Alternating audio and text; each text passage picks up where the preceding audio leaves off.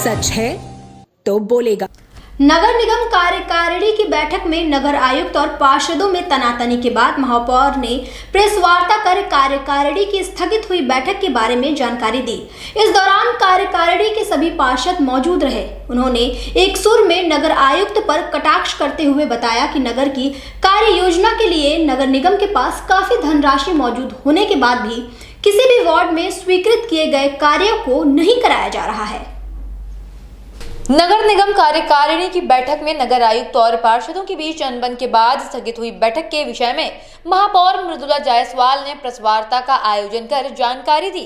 आपको बता दें कि पार्षदों का आरोप था कि नगर आयुक्त और अन्य अधिकारी पार्षदों से द्वयम दर्जी का व्यवहार करते हैं। नगर आयुक्त किसी भी पार्षद से बात करने के बजाय कन्नी काटते हैं।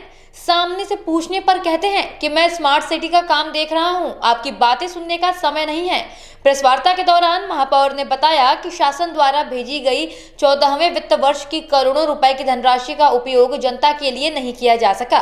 कार्य समिति की बैठक में प्रस्तावित नगर के विकास कार्यों के लिए टेंडर तक जारी नहीं किए जा सके।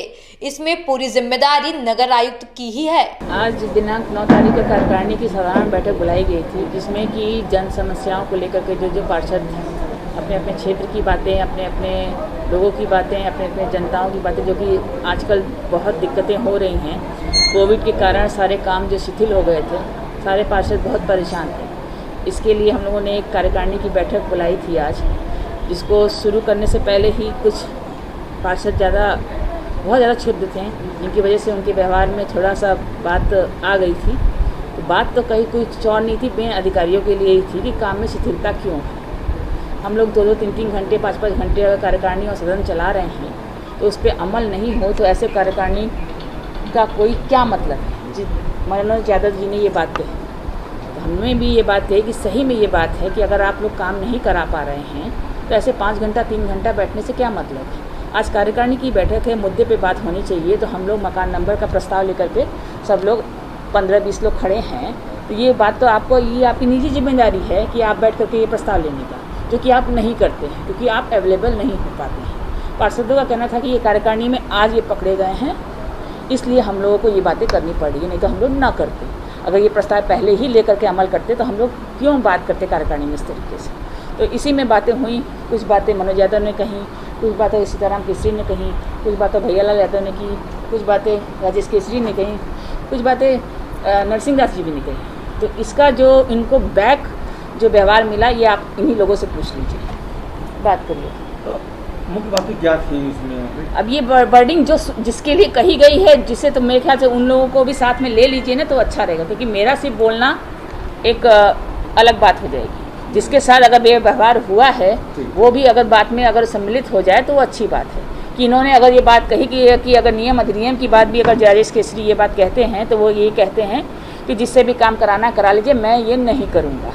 अब जाओ जिससे भी कराना है करा लो, अब जाओ जिससे भी कराना है करा लो, ये उनकी वर्डिंग थी। तो ये बात इन्होंने बोली कि आप कार्यकारिणी में बैठे हैं, महापौर के बगल में बैठे हैं, जो अध्यक्ष हैं, आपकी मतलब इतना भी आपका इतना IAS का रुतबा हो गया है कि आप इस तरीके से कह रहे हैं कि मैं कुछ भी नहीं करूँगा। क्यों नहीं करेंगे?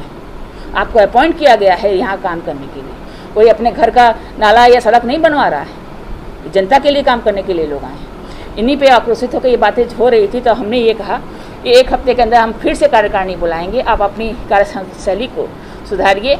1 हफ्ते का समय हम और देते हैं। 1 हफ्ते के बाद हम लोग कार्यकारिणी की दूसरी बैठक बुलाएंगे, जिसमें सारे पार्षद उनके लिए जो भी प्रस्ताव लाएंगे, जिस तरीके से उन्होंने आज व्यवहार किया है उसके लिए जो भी प्रस्ताव लाएंगे वो सर्वसम्मति से पास करके हम लोग शासन में भेजेंगे। पूर्वांचल की खबरों से जुड़े रहने के लिए आज ही सब्सक्राइब करें हमारा YouTube चैनल डनकाशी, और हाँ, लेटेस्ट अपडेट्स के लिए बेल आइकन को प्रेस करना ना भूलें। और आपके पास है कोई जानकारी या है कोई सूचना तो हमारे दिए गए नंबर पर आप हमसे संपर्क कर सकते हैं।